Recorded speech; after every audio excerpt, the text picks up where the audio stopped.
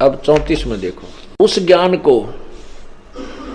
उस तत्व ज्ञान को, अब कौन से ज्ञान को, जो गीता अध्याय नंबर 32 में कहा है कि वो पूर्ण परमात्मा के मुख से उच्चारित जो अमृत वाणी है अर्थात वो तत्व ज्ञान है, उसमें सब प्रकार का भिन्न भिन्न प्रकार से सब ज्ञान कहा है। और फिर 33 में ये कहा कि उस द्रव्य ज्ञान से यानी देखम देखा बगैर ज्ञान के कित दान करते धर्मादि द्रव्य देते, धन देने से ये ज्ञान यज्ञ श्रेष्ठ है, तो ज्ञान समझ। तो अब 34 में कहा कि उस ज्ञान को जो गीता अध्याय नंबर 4 के 32 में आपको बताया है कि परमात्मा के मुख्य ज्ञान में और उन्हीं के मुखारविंद से उच्चारण हुआ जो ज्ञान है, उस ज्ञान को तू तत्वदर्शी संतों के पास जाकर सुन, क्योंकि अपना ज्ञान तो गीता में दे ही रहा है।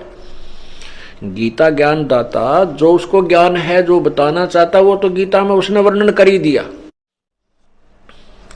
अब कहा कि उस तत्व ज्ञान को जिसमें संपूर्ण विस्तृत ज्ञान दिया हुआ है, उस तत्व ज्ञान को किसी तत्वदर्शी संतों के पास जा।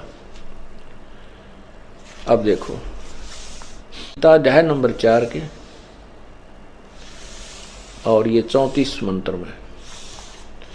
तो उस ज्ञान को, कौन से ज्ञान को, जो गीता अध्याय नंबर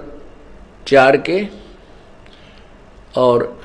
32 में वर्णन है किया है, उस ज्ञान को तू तत्वदर्शी संतों के पास जाकर समझ। उस ज्ञान को तू तत्वदर्शी ज्ञानियों के पास जाकर समझ।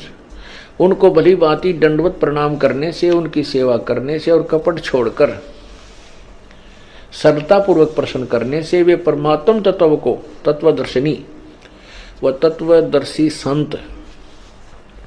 ज्ञान को जानने वाले ज्ञानी महात्मा तुझे तत्व ज्ञान